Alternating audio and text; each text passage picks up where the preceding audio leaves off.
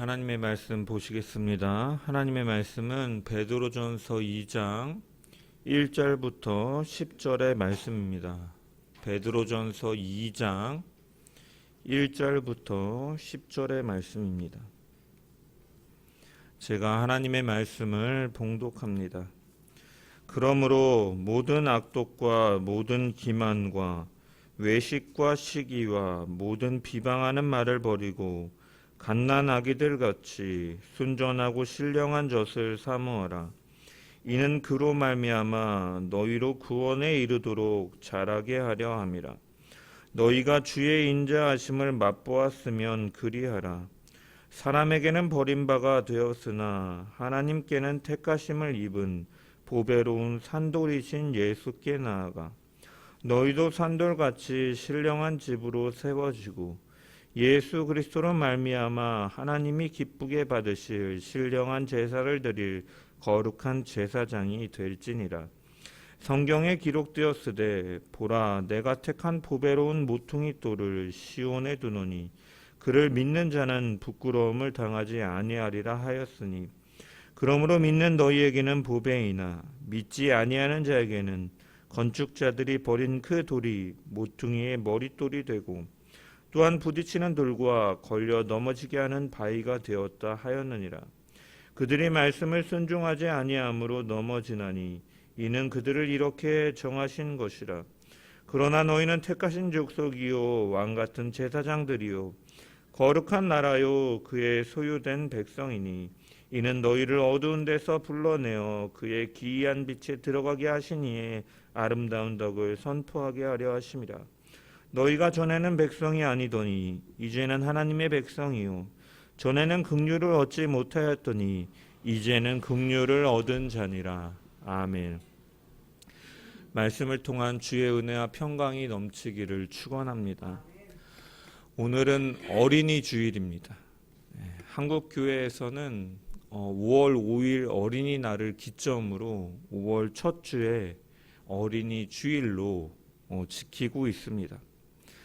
설교를 준비하면서 어린이날의 유래를 조금 찾아보니까 이제 그 고 방정환 선생님이 소속된 이 색동회라는 이 그룹에서 주축이 되어서 1923년에 5월 1일 이제 어린이날을 제정하고 그리고 첫 번째 돌아오는 그 주일 일요일을 이제 어린이날 행사를 진행하였다라고 합니다. 그러다가 이제 일제 시대를 보내고 해방된 이후에 1946년 5월 첫째 주 이제 주일에 이제 어린이 행사를 진행하면서 그 날이 이제 5일이어서 이제는 그 후로는 이제 5월 5일 현재와 같이 이제 지정이 되었다라고 해요. 그래서 즉 올해는 어린이날이 제정된 지 100주년이 되는 해이죠. 저희 아이들이 어린이 주일인데 어린이가 보이지가 않는 걸 보고서 의문을 가지실 수가 있는데 제가 현재 지금 건강이 조금 불편하다 보니까 이제 아픈 아빠를 대신해서 어린이날을 즐겁게 보내기 위해서 이제 외할머니께서 봐주시겠다 그래서 그 사랑을 받으러 수원에 갔습니다. 그래서 거기서 선물도 받고 어제 신나게 옷도 사고 신발도 사고 그곳에서 또 예배를 드리고 있습니다. 우리 성도님들이 지금은 연세가 많으시지만 여러분들의 어린이날은 어떠했습니까? 저는 어린이날 설교를 준비하면서 어린이날에 대한 그 기억을 좀 생각해 보니까 하나의 기억이 떠오르더라고요. 제가 국민학교 시절에 지금 이제 월곶으로 넘어가는 이 신천동에서 월곶으로 넘어가는 그 공터에 옛날에는 도로도 없고 풀밭이 이렇게 있고 이렇게 얕은 이런 연못, 이런 물이 흐르는 그런 곳이 있었는데 제가 이제 그 국민학교 한 3학년 때였는지 아무튼 어렸을 때였던 것 같아요. 그때 이제 부모님이랑 그 이 몇 층짜리 도시락을 이제 싸들고 거기 돗자리를 가지고 가서 밥을 맛있게 먹고 거기서 술래잡기를 하고 뭐 무궁화 꽃이 피었습니다를 하고 그 놀았던 기억이 제일 먼저 떠오르더라고요. 어린이날 뭐 했지? 무슨 기억이 있지라고 생각해 볼 때 그런 기억이 떠올랐습니다. 어떻게 보면은 막 그 일이 잊을 수 없는 굉장히 특별한 경험은 아니잖아요. 이렇게 그냥 근처에 있는 곳에 나가서 그냥 도시락을 먹고 부모님들과 놀았던 시간이지만 행복은 멀리 있지 않다라는 말처럼 그 부모님과 어떻게 보면 평범한 시간이었지만 그 행복하게 보냈던 시간이 굉장히 저에게 좋은 추억으로, 어린이날의 추억으로 남아 있습니다. 이처럼 어린이날은 이 부모님과 함께하는 것을 기뻐하고 그 사랑을 또한 기대하고 그와 함께 부모님과 함께 행복을 누리는 날이 이 어린이날의 의미라고 할 수가 있죠. 우리가 이미 성인이 되었고 이제는 연로했기 때문에 어린이날이, 어린이 주일이 무슨 의미가 있어 라고 생각이 들지 모르겠지만 우리는 또한 우리가 하나님의 자녀임을 우리가 기억해야 된다는 거예요. 어린이가 부모의 사랑을 기대하고 그와 함께하는 것이 즐겁고 행복한 것처럼 자신을 향해 다가오는 어린아이들을 막지 않으시고 그들을 안으시고 안수하시고 기도하셨던 그 주님의 사랑 앞에 이 어린이 주일을 맞이해서 우리는 어린아이처럼 주님께, 그 어린아이의 심정으로 주의 앞에 나아가고 그 은혜를 사모하고 주님을 향한 사랑을 고백하고 그분 안에 거하는 것이 복된 것임을 우리가 이 시간도 우리가 누려야 될 줄 믿습니다. 우리가 이전에 살펴본 이 베드로전서 1장에서 사도 베드로는 뭐라고 말했습니까? 너희는 영원하신 하나님의 말씀으로 인해 거듭났다라고 선언하였습니다. 모든 육체는 풀과 같고 모든 영광은 풀의 꽃이 시드는 것처럼 영원하지 못하지만 영원한 하나님의 말씀에 의해 거듭난 너희는 영원히 거한다라고 말씀한 것이 바로 1장 후반부의 내용이었습니다. 그렇기 때문에 성도에게는 이 장래에 소망이 있는 것이죠. 그리고 그 소망은 무엇입니까? 바로 부활의 소망인 것이죠. 영원한 생명을 통해 새 하늘과 새 땅을 기업으로 받는 산 소망인 것입니다. 우리는 주의 심판의 날에 각 사람은 그 행위대로 심판하시는 하나님 앞에서 심판을 받을 것입니다. 그렇지만 여기서 말하는 이 행함은 우리의 행동 하나하나를 저울에 재서 어떤 것은 벌하고 어떤 것은 칭찬하고 어떠한 우리가 선행을 일정 수준 이상으로 취해야지만 구원받는 그러한 개념이 아니라 행위로 심판하신다라는 이 동사를 단수로 기록함을 통해서 우리의 인생이 복합적으로 여러 행함들 하나하나를 하나님께서 보시고 그것을 저울에 재시고 판단하시고 우리의 선행과 공로가 어느 정도 차야지 구원에 이르는 것이 아니라 생명과 성령의 법으로 그 믿음으로 너희가 믿음의 길을 따랐는지 그것을 보든지 아니면 예수를 믿지 않고 죄와 사망의 노예로서 살았는지 그것을 하나님께서는 보시고 우리는 그리스도를 믿는 믿음으로 말미암아 그 날에 그리스도의 영광과 존귀를 받게 될 것이다 라는 사실이죠. 그렇기 때문에 우리에게는 소망이요, 그 소망은 우리를 변화시키기 때문에 산 소망인 것입니다. 오늘 본문은 그 산 소망으로 살아가는 자들, 영원한 하나님의 말씀으로 거듭난 자들, 우리가 새 생명으로 가지고 있는 자들은 그 생명 때문에 거룩한 사람으로 자라가고 세워져 가야 됨을 말씀하고 있는 본문입니다. 과거에는 죄와 사망의 그 법의 지배 아래에서 죄된 삶의 그 방식에 묶여서 살아갔지만 이제는 산돌이신 그리스도의 보혈로 너희가 구원함을 받았으니 새 생명을 얻었으니 오직 하나님의 말씀을 사모하고 너희의 버릴 것들을 버리고 세워져 가고 자라가야 된다라고 사도는 권면하고 있는 것입니다. 하나님께서는 우리를 구원하셨습니다. 긍휼이 많으신 하나님께서는 우리를 거듭나게 하셨습니다. 우리 편에서 그 구원이 얻어진 것이 아니라 하나님께서 긍휼이 많으시기 때문에 우리를 거듭나게 하셨다라고 성경은 선언하고 있는 것이죠.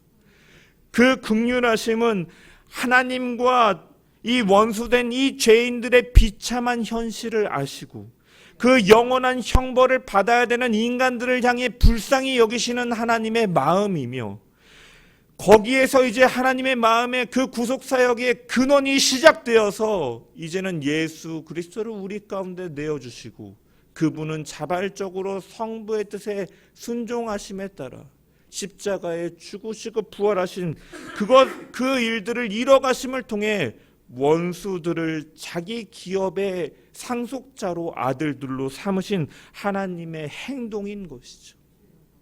이 긍휼하심은 하나님께서 이루신 것이기 때문에 소망이 되는 것이고, 변하지 않는 것이고, 영원한 우리에게 약속이 되는 것입니다. 이 산소망이 있기에 우리는 변화되어 갈 수가 또한 있는 것이죠. 우리 입장에서 하는 것이 아니라 하나님께서 하시기 때문에 우리에게 변화가 따르게 되기 때문에, 이 소망은 살아있는 소망으로 우리를 변화시키는 소망, 생명으로 이르게 하는 소망이다라고 사도는 선포하고 있는 것이죠. 그리고 오늘 본문에서도 보면 그러한 산소망으로 살아가는 자들의 구체적인 모습이 나타나고 있습니다. 1절과 2절의 말씀을 우리 같이 한번 다시 읽어보겠습니다. 시작.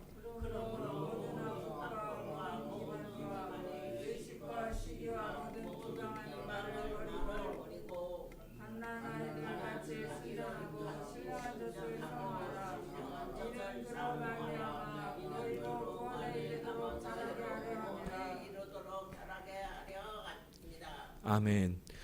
1절에 보면은 그러므로라고 시작을 하고 있습니다. 이 헬라어 접속사 운이라는 단어인데, 이 그러므로라는 접속사는 이 1절의 말씀이 앞에 있는 단락과 연결되는 것임을 보여주고 있는 것이죠. 그래서 1장 23절부터 25절까지 우리가 전주에 살펴본 것처럼 하나님의 말씀이 우리를 거듭나게 하셨기에 우리가 버려야 할 것들을 버려야 되고, 영적 선장을 위해서 우리는 그 말씀을 사모해야 된다라고 권면하고 있는 것입니다. 너희는 영원히 하나님과 함께 살아가는 거듭난 자녀들이니까 모든 악독과 시기, 기만과 외식과 시기와 모든 비방하는 말들을 버리고 갓난 아이들같이 순전하고 신령한 젖을 사모하라 라고 연결해서 말씀하고 있는 것입니다. 예수 안에 거하는 신앙생활은 날마다 예수님의 사랑을 경험하는 것이 바로 신앙생활이에요. 그 산소망으로, 그 긍휼하심으로 우리를 구속하셨음을 기억하고, 그 은혜가 너무나 크기에 감격되어서 이제는 죄를 미워하시고 싫어하시기 때문에 독생자 예수까지 내어주시는 그 하나님을 생각하며 우리는 이제는 죄를 즐겨했다면 이제는 그 죄를 미워하고 싫어하고 그 죄를 멀리하기 위해서 날마다 몸부림치며 싸우고 의를 이루기 위해 노력하며 살아가는 것이 거듭난 자, 새 생명을 가진 자, 하나님의 말씀으로 중생한 자의 모습임을 우리는 분명히 기억해야 된다는 것이죠. 이 생명 있는 자는 1절의 말씀처럼 우리에게 있었던 옛사람의 그 거짓된 것들, 죄악된 것들을 버려야 된다라고 사도 베드로는 권면하고 있는 것이죠. 모든 악독, 모든 기만, 외식과 시기와 모든 비방하는 말을 버려라 라고 권면하고 있는 것입니다. 여기서 버리라는 표현은 제쳐두다 혹은 나에게서 멀리 떨어뜨려 두다라는 의미로 번역할 수가 있습니다. 한 사람이 옷을 벗어서 던져버리는 것처럼, 빨래 바구니에 던져버리고 이제는 내 몸에서 떨어뜨려 놓는 것처럼 이전의 죄의 그 모습, 옛사람의 습성을 벗어버리라는 거예요. 떨어뜨려 놓으라는 것입니다. 그렇다면 여기서 말하고 있는 악독은 무엇입니까? 여기서 말하는 악독은 선한 것을 받았음에도 악을 행하는 것을 가리키는 것이에요. 하나님이 기뻐하시지 않는 결점을 가진 것, 선한 것에 반대되는 나쁜 것, 사악한 것, 죄, 악, 파멸들을 말하는 것입니다. 악한 마음에서 나오는 행위를 가리키는 것인데 이것이 바로 악독인 것이죠. 그 다음에 나오는 기만은 무엇이냐? 의도적으로 속이거나 거짓말하는 것을 지칭하는 것입니다. 예전에는 괴휼로 번역되었는데 속임을 말하는 것이죠. 이 단어는 이 미끼, 올감이 이런 덫, 계략과 같은 의미로도 사용되어지는 단어입니다.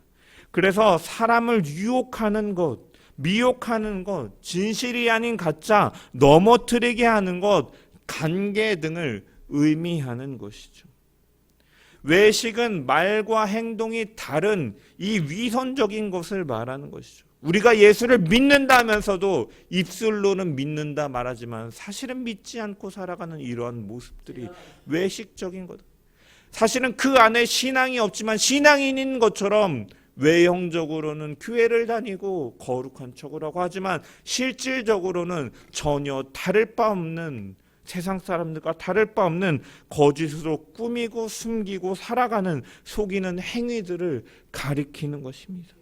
시기는 다른 사람을 사랑하지 못하고 다른 사람이 가지고 있는 것들을 질투하고 미워하고 그것을 빼앗으려고 하는 욕망을 말하는 것이죠. 사랑과 반대되는 개념인 것이. 비방은 무엇입니까? 예수 그리스도는 진리이고 참되신 분이시지만 이것과 반대되는 것으로 거짓말을 가리키는 것이고, 남을 어떻게 보면 손상시키고 망가뜨리는, 어떻게 보면 남의 그 체면과 명예를 무너뜨리는 것들.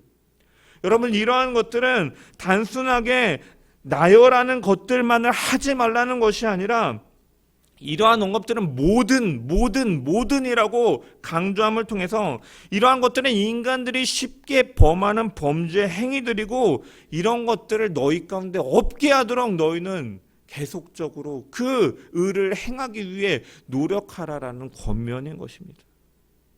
여러분, 우리는 이 말씀을 대하면서 우리 자신을 한번 점검해 봐야 될 줄 믿습니다. 나에게 버려야 될 것들은 무엇인가?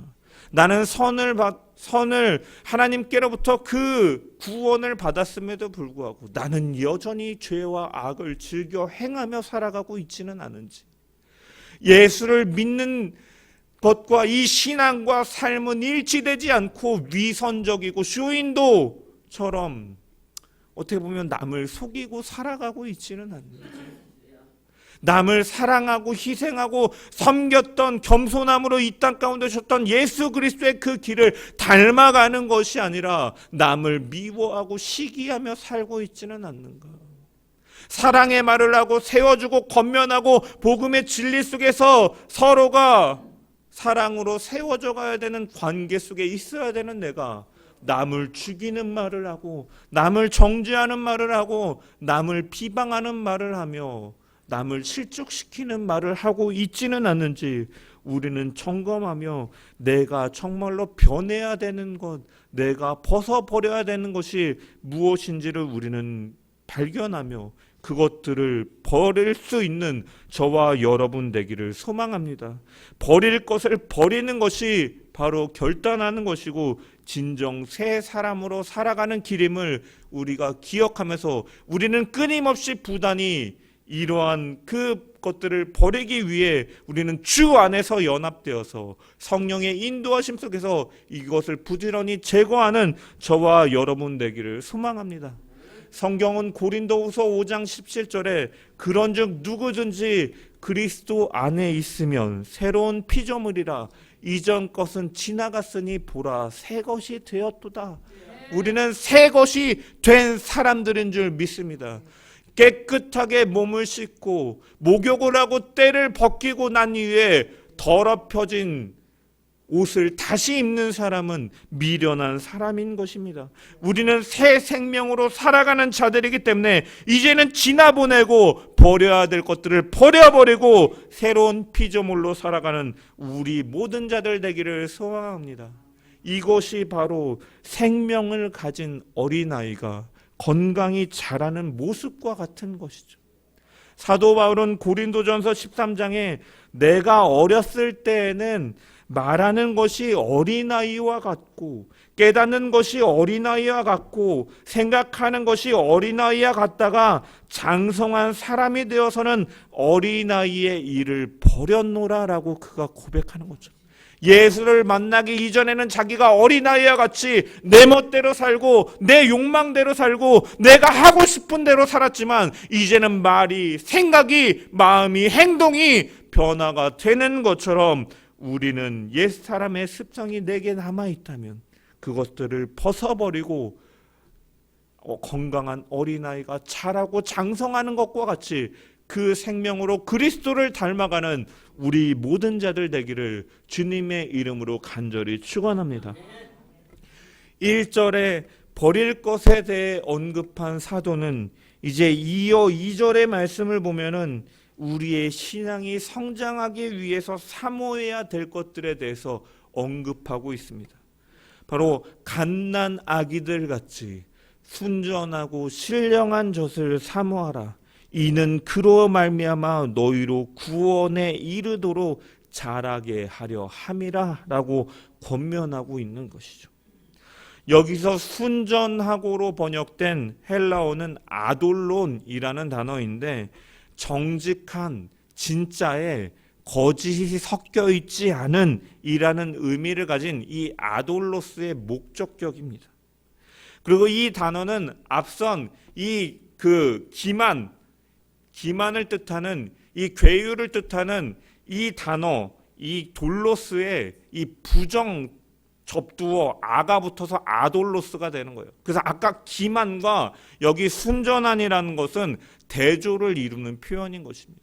옛 사람은 거짓되고 비방하고 남을 속이고 넘어뜨리려 하고 유혹하는 것들이었지만 이제는 이 순전하고 신령한 것 무엇입니까? 바로 참된 것을 말하는 것이죠. 진리, 진실을 선포하는 참 하나님의 말씀을 가리키는 것입니다. 그 하나님의 말씀에는 거짓이 섞여 있지 않다라는 말씀인 것이죠.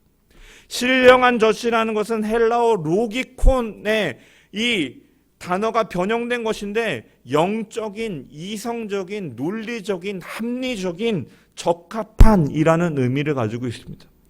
그래서 이 절대적인 완전한 하나님의 말씀을 가리키는 것이고 또한 이 갓난 아기들과 이렇게 연결시켜 봤을 때 갓난 아이들에게 적합한이라는 의미로도 해석할 수가 있는 것이죠. 그렇다면 여기서 말하는 젖은 무엇인가? 이 유대교에서 이 젖이라는 표현은요, 이 토라를, 이 율법을 그들은 젖이라고 비유해서 아이들이 젖을 먹음을 통해서 영양분을 공급받고 자라는 것처럼 너희들이 율법을 먹음을 통해서 너희의 영양을 먹이고 이 영양분을 공급받는다라는 이 말씀에서 유래해서 이 베드로 사도가 갖고 온 거예요. 복음으로 전해지는 하나님의 말씀을 통해서 성도들이 자라가야 함을 권면하고 있는 것이죠. 그것은 거짓이 없고 그것은 영적이며 완전한 하나님의 말씀이고 그것은 우리를 자라게 한다라는 것이요. 가난한 아이들이 엄마의 젖을 사모하는 것처럼 갈망하는 것처럼 그 젖을 먹음으로 건강하게 자라는 것처럼 성도들은 그들에게 적합하고 완전하고 거짓이 없고 참된 하나님의 말씀을 갈망하고 사모하고 그것을 먹음을 통해 자라나야 된다라고 말씀하고 있는 것입니다. 여기서 갓난아이라는 용어의 사용은 단순히 새신자나 어떻게 보면 믿음이 연약한 자에게만 사용되어지는 표현이 아닙니다. 여기 베드로 이 전설을 읽는 독자들은 이미 예수를 믿고 유대 공동체 속에서 예수를 믿는 데에서 배척을 당하고 생명의 위협 중에 있는 사람들도 포함되어 있는 것이 바로 이 편지의 수신자들이에요. 믿음이 연약한 자들, 시작하는 자들에게만 갓난 아이들처럼 너희가 말씀을 사모하라라고 권면하고 있는 것이 아니라 핍박을 당하고 예수의 생명으로 인하여 고통을 당하고 고난을 당하고 박해를 당하고 있는 사람들에게도 너희는 갓난 아이처럼 그 말씀을 사모하라라고 권면하고 있는 것입니다.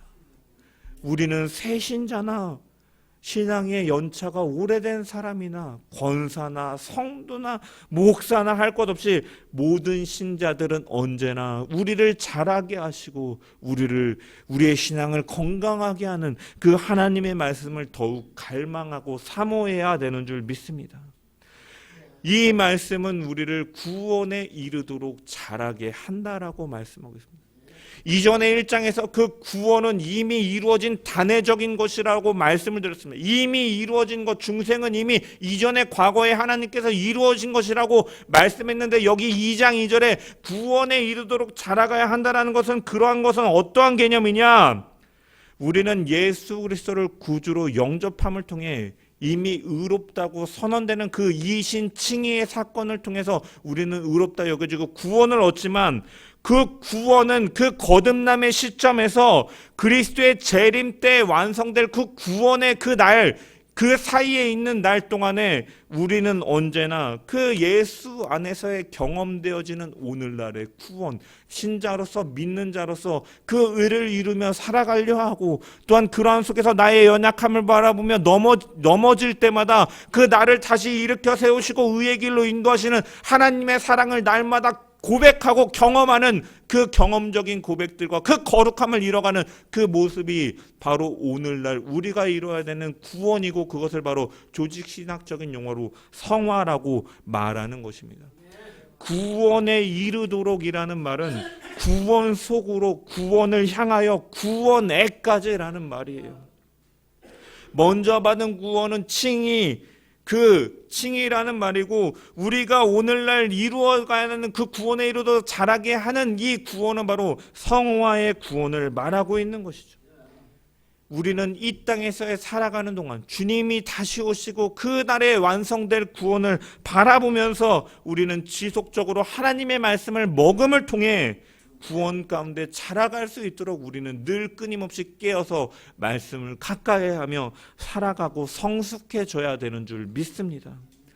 사도 바울은 내가 이미 얻었다 함도 아니요 온전히 이루었다 함도 아니라 오직 내가 그리스도께 예수께 잡힌 바 된 그것을 잡으려고 달려가노라라고, 그러니까 이신칭의를 선언한 그 역시도 그 구원을 이루기 위해 달려간다라고 고백하고 있는 것처럼 우리는 그 구원의 달려감 경주를 우리는 날마다 이뤄가야 될 줄 믿습니다.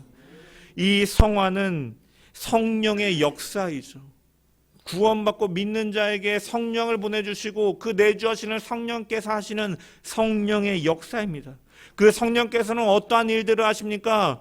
그분은 지혜와 계시의 영으로서 우리를 진리로 인도하시는 분이에요. 거짓에서부터 분리시키는 분이십니다. 죄와 더러움으로부터 우리를 분리시키시고 하나님의 속성인 거룩함으로 우리를 이끌어 가시는 분, 그 거룩한 성품에 우리를 참여하게 하시는 성령의 거룩한 역사인 것이에요. 하나님의 은혜로 구원받은 성도들이 성숙한 사람으로 하나님의 사람으로 성장하는 것을 가리키는 것이 바로 성화인 것입니다. 우리는 이 성령의 인도하심 속에서 그리스도의 옷을 입고 새로운 사람으로 날마다 빚어져가는 저와 여러분 되기를 소망합니다.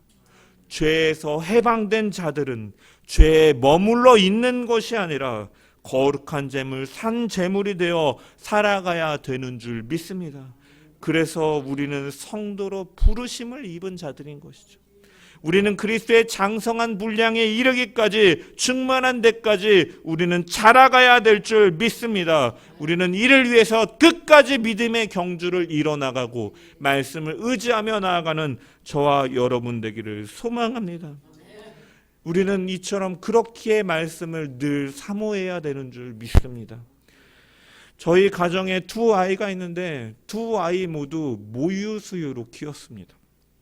아이들이 커가는 과정을 지켜봤을 때 아이들이 엄마 젖을 참 좋아하더라고요. 특히 갓난아이일 때, 배고플 때, 심심할 때, 잠잘 때 엄마 젖을 물려야지 그 아이들이 잠을 자요. 그래서 육아용품 중에 빠지지 않는 필수적인 게 무엇입니까? 바로 공갈 젖꼭지 아닙니까? 실질적으로 항상 엄마가 물릴 수가 없으니까 이 젖꼭지인 것처럼 공갈 젖꼭지를 물려서 아이들에게 그 구강기에 만족감을 주고 아이들을 재우는데 사용되지 않습니까? 저희 작은 아이는 이제 6살인데요. 아직도 그 엄마 젖을 찾는 습관이 남아 있어가지고 이제 잘 때 엄마가 옆에 있으면 그렇게 엄마를 이렇게 자면서도 엄마가 있나 없나 이렇게 만져요. 그리고 이제는 이제 커가지고 젖을 빨 수가 없으니까 뭘 빠냐? 자기 손가락을 지금도 빱니다. 예. 이제 좀 안 빨았으면 좋겠는데 여전히 손가락을 굉장히 맛있게 빨아요. 그래서 여기 보면은 물집이 항상 없어지지가 않습니다. 그래서 문어 괴물이 나타났다고 이거 네가 빠를수록 문어 괴물 점점 커져가지고 너 잡아먹으니까 그만 빨아라고 말하면은 무서워가지고 이제 안 빨겠다라고 약속은 하는데 어느 순간 또 잘 때 무의식적으로 빠는 경우들이 있습니다. 여러분, 이 아이가 그렇게 엄마 젖을 사모하고 그리워하는 속에서 안 되니까 손가락이라도 빠는 거거든요. 근데 이 오늘 본문을 대하고 그 아이의 모습을 생각해 보면서 나는 과연 새 생명을 가진 성도로서 하나님의 말씀을 그렇게 사모하고 있는지 돌아보게 되었다는, 여러분은 얼마나 말씀을 사모하고 갈망하며 가까이 하고 계십니까? 우리는 먹고 사는 문제에만 너무 매몰되어 살아가고 있지는 않습니까? 사실은 그것만을 위해 살아가는 것도 사실은 굉장히 빡빡한 현실 속인 것은 사실입니다. 하지만 그럼에도 불구하고 우리의 인생은 이 땅에서 영원한 것이 아니요, 우리는 이 땅의 나그네와 같은 자로서 분명히 돌아가야 될 본향이 있고, 우리가 속한 것은 이 땅이 아니요 바로 하늘의 시민권을 가진 자로서 정체성을 가지고 우리는 말씀을 사모함으로 위의 것을 생각하며 살아가는 저와 여러분 되기를 소망합니다. 예배를 통하여, 설교를 통하여, 또한 우리가 매일 이루어지는 매일 성경의 묵상을 통하여, 한 주간에 이루어지는 성경 통독을 통하여, 또한 개인적으로 이 하나님의 말씀을 읽고 그 말씀을 통해서 공급받는 저와 여러분 되기를 소망합니다. 그리할 때 우리의 신앙은 더욱더 강건해지고 견고해지고 구원에 이르도록 자라게 되는 줄 믿습니다. 늘 깨어 부단히 말씀을 가까이 하는 저와 여러분 되기를 축원합니다. 이어서 본문 5절에 보면 베드로 사도는 신령한 집으로 세워지고 하나님이 기쁘게 받으실 신령한 제사를 드릴 거룩한 제사장이 되라라고 명령하고 있습니다. 여기 집을 가리키는 헬라어는 오이코스라는 단어인데, 이 단어가 보통 어디에 사용되냐면 이 예루살렘에 있는 성전을 가리킬 때 성경에서 사용되어지는 단어입니다. 즉 모든 신자들은 너희가 산돌같이 신령한 집으로 세워진다라는 것은 무엇입니까? 예수 그리스도, 이 산돌은 예수 그리스도를 가리키는 것이고, 예수 그리스도의 생명으로 거듭난 자들은 하나님의 임재를 경험하고 하나님을 주인으로 모시고 살아가는 그 자들을 의미하는 것이다라고 할 수가 있습니다. 주님을 주인으로 모시고 사는 삶을 사는 자들이 되어야 됨을 권면하고 있는 것입니다. 그것이 바로 산돌같이 신령한 집으로 세워지는 것에 의미 있는 것이죠. 우리는 주님을 주인으로 모시고 살아가고 있습니까? 주인으로 모시고 살아가고 있다는 것은 무엇입니까? 노예가 종이 주인이 어떠한 말을 명령을 했을 때 그 명령 앞에 순종하며 그 뜻에 따라가는 것처럼 주인이신 예수 그리스도의 말씀 앞에 우리는 순종함으로, 청지기와 같이 우리는 순종하며 산돌같이 신령한 집으로 세워져 나가는 저와 여러분 되기를 주님의 이름으로 축원합니다. 또한 신령한 제사를 드릴 거룩한 제사장이 되라라고 말씀은 증언하고 있습니다. 구약의 제사장들은 그 제사법에 따라서 동물을 희생함으로써 하나님께 희생 제물을 바치는 사람들이었습니다. 신약 시대에 그렇다면 우리는 이제 더 이상 동물 제사를 드리지 않는데, 그렇다면 우리는 무엇을 드려야 됩니까?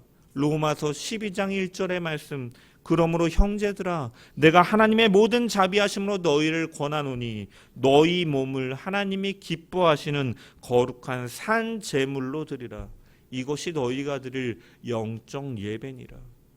이제는 예수 그리스도를 믿음으로 단번에 완전하게 제사를 지내심으로 우리가 더 이상 구약의 그 희생 제사를 드릴 필요는 없지만 이제는 믿는 자로서 우리는 바로 하나님이 기뻐하시는 거룩한 산 제물로 바로 우리 자신을 드리는 삶이 되어야 된다라는 것입니다. 거룩한 제사장이 된다라는 것은 우리 자신을 산 제물로 드리는 삶을 의미하는 것이죠.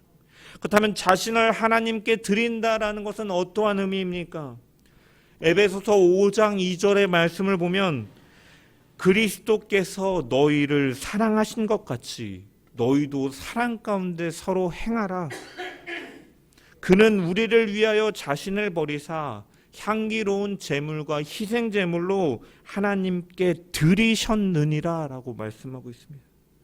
예수 그리스도께서 사랑하신 것 같이 너희도 행하라. 너희를 사랑해서 예수 그리스도가 자신을 버리사 향기로운 제물이 된 것이 바로 하나님께 드린 것이다 라고 말하고 있는 것이죠. 즉 우리가 하나님께 나를 산 제물로 드린다라는 것은 하나님을 사랑하고 예수 그리스도께서 우리를 사랑하셔서 자신을 희생하시고 내어주신 것과 같이 하나님과 다른 사람들에게 희생과 사랑으로 나의 삶을 드리는 것이 바로 산제사의 예배를 드리는 삶이다라는 것입니다. 빌립보서 4장 18절에 보면 믿는 자들이 바울에게 보냈던 선물들은 받으실 만한 향기로운 제물이요 하나님이 기쁘시게 한 것이다 라고 고백하고 있습니다. 이 믿는 자들이 그 바울에게 그 선교 후원을 보냈던 그러한 그 제물들이 하나님께서 기쁘게 받으시는 것들이었다라고 빌립보서 4장에 말씀하고 있는 것이죠. 그러므로 우리의 모든 것을 드린다라는 것은 우리의 재물과 소유조차도 아까워하지 아니하고 복음을 위해서 하나님 나라를 위해서 자유롭게 드릴 수 있는 사람을 의미하기도 합니다. 이처럼 우리는 우리의 삶의 모든 것, 우리의 모든 직업이나 모든 행동이나 우리의 모든 태도나 생각이나 마음이나 행동이나 모든 것들이 하나님께 신령한 제사로 드리는 사람이 되어야 된다는 것이에요. 우리가 가지고 있는 모든 것, 우리에게 허락된 모든 것이 바로 하나님께서 내게 허락해 주신 것임을 알고 우리가 그 나라를 위해서 헌신하는 언제나 하나님께 내어드릴 수 있는 마음으로 살아가야 됨을 오늘 말씀은 우리 가운데 증언하고 있다라는 것입니다. 여러분, 이 땅에 존재하는 모든 사람은 각자의 위치가 있고 거기에 걸맞는 삶의 자리가 그리고 목적이 주어져 있다는 거예요. 위치와 삶의 자리가 주어져 있다는 말은 거기에 걸맞는 역할들을 내가 해야 될 일들과 내가 해야 될 모습들이 분명히 있다라는 의미이기도 합니다. 그리고 어느 곳에 있든지 우리는 그곳에서 우리는 하나님께 속한 성도라는 목적이 있기 때문에 그곳에서 비록 겉모습은 같은 직장인이고 같은 가족의 구성원이고 같은 모습 속에서 살아가고 있지만 우리는 하늘의 시민권을 가진 세상에 있지만 세상 가운데 속한 것이 아니요 하나님께 속한 자로서 성도로서 역할을 감당하며 살아가야 될 거룩한 의무가 바로 우리 가운데 주어져 있음을 우리는 기억해야 된다라는 것이에요. 그랬을 때 달라진다라는 거예요. 이재철 목사님 100주년 기념교회를 담임하셨던 이재철 목사님의 그 책 중에서 이재철 목사님 책이었나요? 팀 켈러의 책이었나요? 예수님께서 목수로서 그가 팀 켈러의 책이었던 것 같네요. 목수로서 그가 일하실 때 공생의 사역을 하시기 전에 예수님께서는 어떠한 모습으로 사셨을까? 다른 그 어떤 목수보다도 최선을 다해서 그 목수 일을 감당하시지 않았을까? 다른 사람들보다 더 튼튼하게 가구를 만들고 그 만들어진 가구는 정말 최선을 다해 만들었기 때문에 시간이 흘러도 잘 망가지지 않는 그러한 가구가 되지는 않았을까? 이렇게 해석하였던 것처럼 우리가 하나님의 성도로서 우리가 각자의 삶에 보내셨다라는 것은 비록 우리가 다른 사람들과 외형적으로는 구분되어 있지 않다 할지라도 우리가 그 가운데서 하나님의 자녀로서 내게 허락하신 이 상황임을 알면서 늘 성실하게 충성을 다하고 최선을 다하고 살아가는 것이 바로 하나님의 자녀로서 그곳에서 거룩한 산 제물로 드리는 삶임을 기억하면서 저와 여러분이 그러한 충성된 종의 자세로 살아가는 저와 여러분 되기를 주님의 이름으로 간절히 축원합니다. 하나님께서는 그렇다면 왜 우리에게 이러한 삶의 자리와 목적을 주신 것일까? 그것은 9절의 말씀이 밝히고 있는 것이죠. 그것은 너희를 어두운 가운데서 불러내어 그의 기이한 빛에 들어가게 하시니에 아름다운 덕을 선포하게 하려 하심이라. 다시 말하면 하나님의 백성된 사람들에게는 하나님께서 분명한 사명을 주셨는데 이러한 것들을 행하게끔 사명을 주셨는데 그것은 무엇이냐?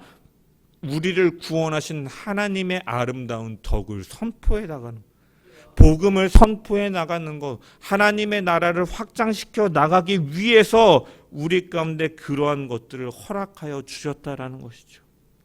하나님의 백성들은 그렇기 때문에 어떠한 상황에 처해 있든지 간에 최선을 다해 하나님께서 행하신 놀라운 일들, 하나님만이 구원자가 되시고 우리를 구원하시고 우리를 어떻게 변화시켜 가시는지를 우리는 삶의 자리 가운데서 드러냄을 통하여 그 더 많은 자들에게 하나님의 그 아름다운 덕을 선포해 나가는 저와 여러분 되기를 소망합니다. 이를 위해서 우리는 어린아이와 같이 신령하고 순전한 젖을 사모하고 그 젖으로 자라가며 그 신령한 집으로 세워져 가고 거룩한 제사장으로서 나를 드리고 내게 허락된 모든 것들을 하나님께 드리겠다라는 그러한 헌신된 자세 속에 제사장으로 살아갈 때 그것이 가능함을 오늘 본문은 말씀하고 있습니다.